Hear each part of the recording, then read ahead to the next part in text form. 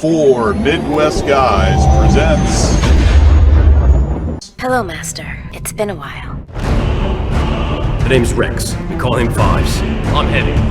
This is Echo. I'm Command and Co. Sir, yes, sir! The Wars Command.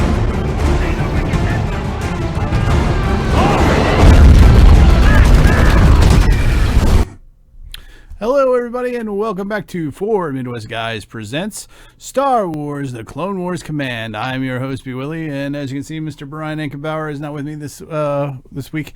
He and I, our schedules just didn't match up, so hopefully we'll be back next week. But for now, I'm your host, B. Willie. I'll be flying solo with you tonight, so just bear with me. I'm going to do the best I can to keep you entertained, and we'll get through this one together. Today we're going to review season 7, episode 4, Unfinished Business. This is the final episode in the Bad Batch arc. So this is the first arc of the whole Clone Wars season 7. There's 12 episodes, so 4, 4, and 4. So we're about to finish the first module, if you will, here. But right off the bat, we pick back up with the storyline, and we return to Anaxis where we started this whole Bad Batch arc. And it turns out that Echo has been he's been accepted back in. He's kind of given a new uniform despite all of his implants. He's been looked over by the medical droids, and he wants back in to fight. It seems like, though, there seems to be a bit of a question of his loyalty. Obviously, he was, even though it was against his will, he was put into the machine, and he was basically defeating the Republic. Speaking of the Republic, they're still losing. However, Mace thinks with their depleted forces, they got enough for one more attack against the main complex or strong point of the Separatists, because he now feels they no longer have Echo. They won't be able to have a good counterattack. And Echo comes up and he agrees with it, except one thing, he would like them to take him and put him up on the main attack cruiser where he can plug himself in, and he'll, this time though, instead of working for the Separatists, he'll send in a false battle strategies and help make sure that the Republic wins to their side, because he does regret helping the Separatists. The Separatists took it, they violated him, they used his brain against his own friends, and now he wants the ability to prove his loyalty once again. So we'll see what happens. Tech does but there's doubt throughout most of the first half of this episode. Tech of the Bad Batch mentions to Rex as they're getting ready to leave, "Are you sure about Echo? He was hooked up to the enemy for a long time. We don't really know where his mind is." Obviously Rex stands up for him. On the way, we switch to the ship. On the way there, which I do love that ship still, by the way. It's just badass. Aboard the Bad Batch's shuttle. They're like, "How are we going to get on the ship? What's your plan, Echo?" And he's like, "Well, I'm going to hook into the network. I'm going to fool the battle droids into believing that your ship is just another Separatist shuttle." And he does. He plugs in, but before he does, Hunter, the leader of the Bad Batch, goes, and they say, "We take chances." So there's the leader saying he has doubt in Echo, that we take chances, but he does it, and it does work. He fools the battle droids. The battle droids at first are like, "That's not one of ours," and then he goes, "Oh, yep, that's one of ours. Roger, Roger." And sure enough. Only other thing that happens on the ship is Wrecker, "I want to blow stuff up." Sorry, it's stealth mission only. A little bit of humor there. Not a lot, but he's kind of annoying, but he's growing on me a little bit. We switch over to Admiral Trench and his strategy. They start their attack on the Anaxis, the Republic does, and he arrogantly says that, "I will use their arrogance and desperation to our advantage." He consults with what he think is the algorithm or the battle plan. Obviously, there's an over-reliance on the system, but since the Techno-Fusion didn't report it to him, Trench doesn't know any better. He still thinks that they have the algorithm or Echo still plugged into their system, which is what the algorithm was, right? Echo does end up plugging in with Tech's help. Tech also helps him. He uses that R2-D2 hand again that he has and plugs in, and Tech's helps him make it look like it's still coming from Sekar Minor, the Techno Union planet, so that it still appears that way. we switch over to Mace and Kenobi. They begin their battle with their lightsabers. Mace decides to give the battle droids a warning. He says, I've warned them. I've been here. I give you a chance to give up. I've killed thousands of you by now. I give you a chance to surrender. They don't listen to him, obviously. And I don't know if they're just trying to make the Jedi still show mercy, but he's showing mercy to battle droids. I don't really get it. Okay, whatever. I guess it's supposed to be like humorous, I guess, I think is what they're going for. Kind of fell kind of flat to me there. All right, Faith and Echo. The troopers find out that Echo does plug in. He does send the false battle plans just in time. But the bad tech tells the rest of the Bad Batch that, he's sending them all to the place where the Jedi are. And then each of the Bad Batch starts questioning his loyalty. What are you doing? Why are you doing this? And Echo says, well, I'm going to send a surge through the system. They'll take out all the battle droids at once in one place. And that's why I'm doing it. But, again, they're like, why? How can we trust him? I don't think we can trust him. And luckily, Skywalker and Rex both speak up for their friend and vouch for him. We can trust him. We have, we can trust. You can trust Echo, and even Skywalker is. We're counting on you, Echo, and puts his faith where he belongs. And we switch back to Mace and Kenobi. It's just down to both of them and a few commandos, and they're all being surrounded by battle droids inside this complex. Echo sends the feedback loop, does short circuit all the droids, does what he says. Trench can't understand what's going on. They're looking for the source of the surge, and now Mace gets battle reports from across everywhere that they're starting to win now because Echo took out most of the battle droids. And by doing this, he gains the trust of the Bad Batch. So up to this point, Bad Batch don't know what to think of him. But in battle, he proves himself, proves he's loyal, does what he says, and he's gained the loyalty of his comrades from this point forward. Excuse me. A lot of talking. Okay, so Trench hunts them down. He sends security droids after after Echo, Skywalker, and the Bad Batch. Trench has a little bit of a counter plan, though. Despite the algorithm failing and being fooled, he reveals he's got this gigantic bomb that's going to destroy most of a Nexus with it. Skywalker decides to go after Trench by himself. Big thing, we'll get back to that. And Mace goes to try to defuse the bomb using the Force. Bomb turns out to be ray shielded, that's why he has to use the Force. Echo gets all but the last code of to defuse the ray shield, and he gets surged out, and he's out cold. So they still need the one. And then we switch to Trench versus Skywalker, which I call Skywalker almost Vader. My favorite scene in this episode by far shows just how far Anakin has fallen, and how we've seen over the Clone Wars, each time we see a little bit closer, a little bit closer, a little bit closer. We saw it in the interrogation scene, where he choked out the head of the Geonosians. We every step he takes a little bit closer step to doing things that are un-Jedi-like and more towards the dark side. And here, this scene proves just that. He takes out all of Trench's guards very easily. He continues to show his powers have progressed. They're at their peak pretty much. Anakin, threatens him, give me the code, the last code of the bomb, give me the code to the bomb, the last digit. Trench is like, well, Dooku will kill me. You're a Jedi. You will not. It's a weakness. And that's when Anakin takes out his lightsaber.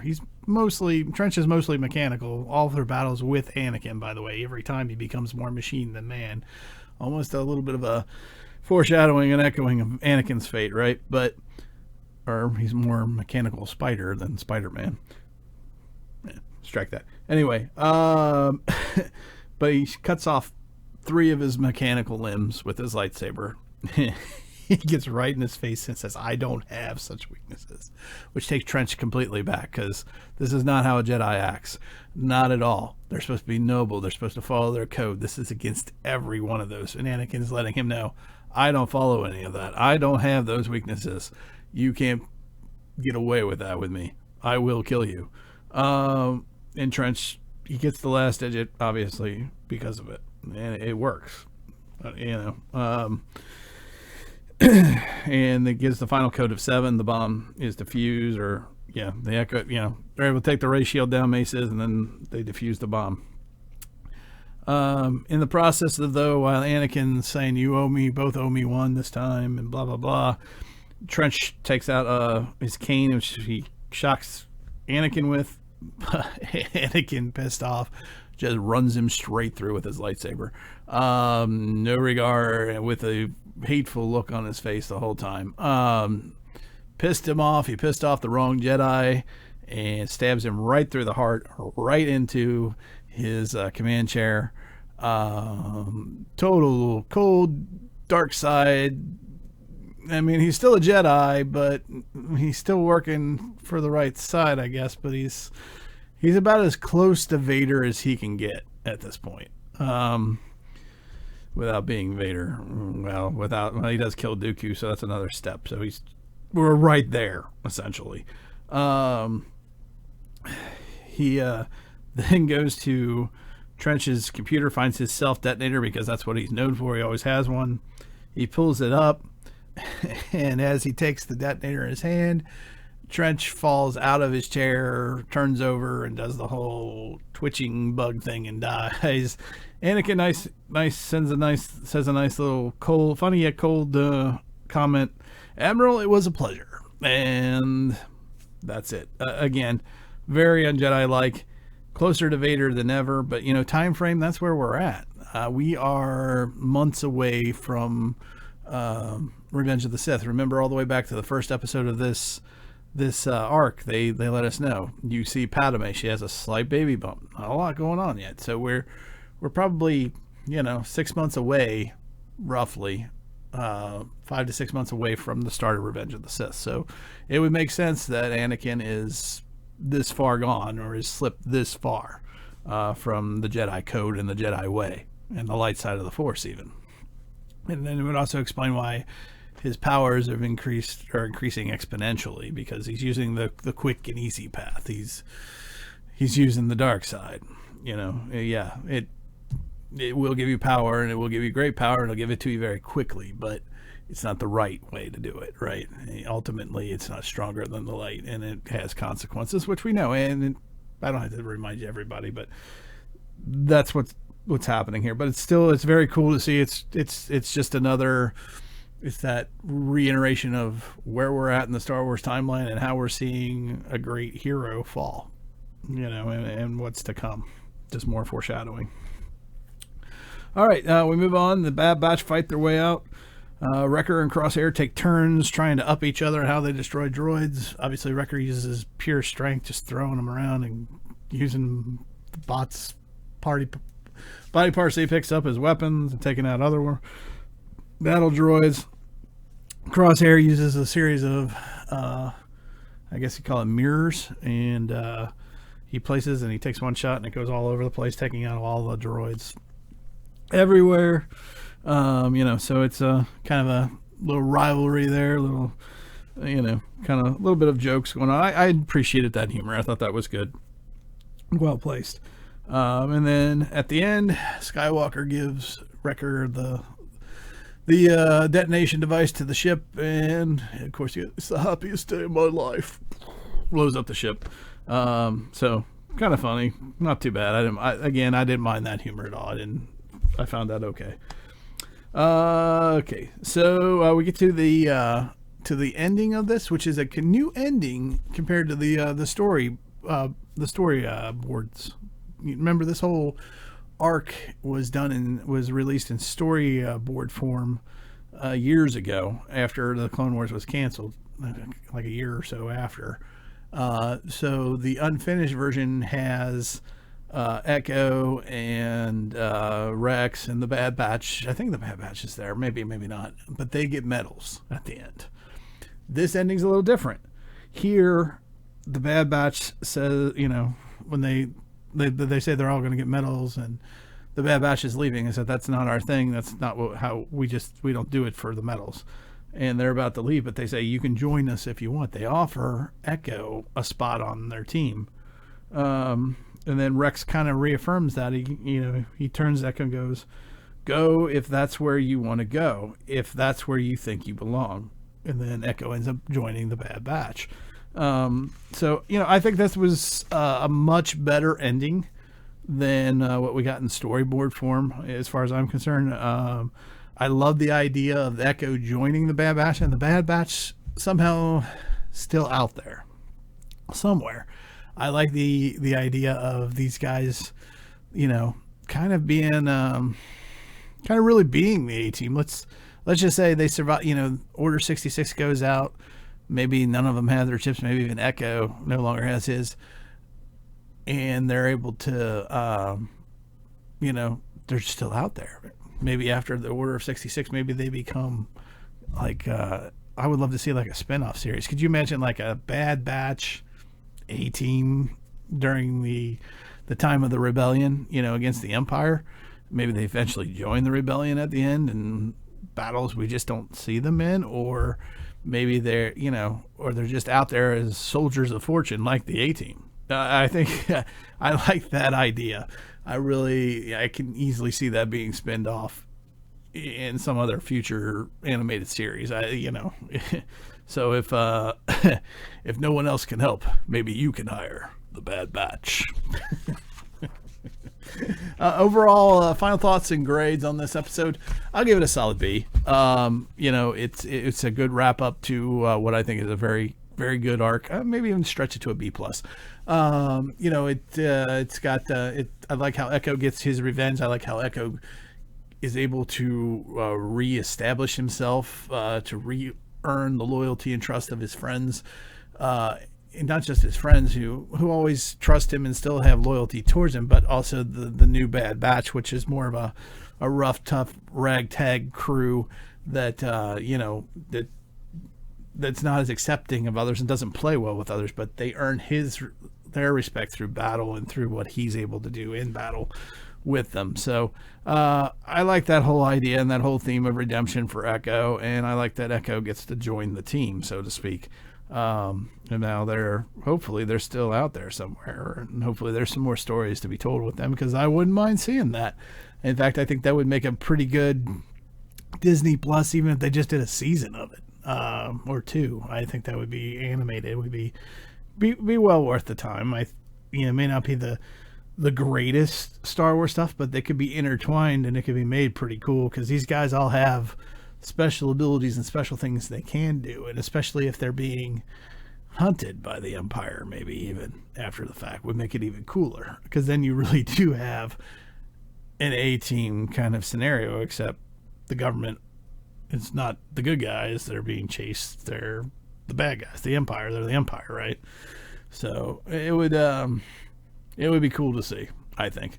That above everything else. But overall, and then obviously Anakin showing how far he's progressed to the dark side, another moment, just reaffirms that, and just cool to see. I'm not a Darth Vader lust guy like some people are in Star Wars, but just to remind you of where we are in the story, and to watch the fall of a hero, to watch Anakin continue to fall at the manipulation of the strings of a Palpatine, it's cool. It is cool to see and be reminded of that. So again, I give it a solid B, maybe even a B plus. Definitely another good episode of the Clone Wars, and hopefully we'll get some more. I'm really looking forward to the next arc.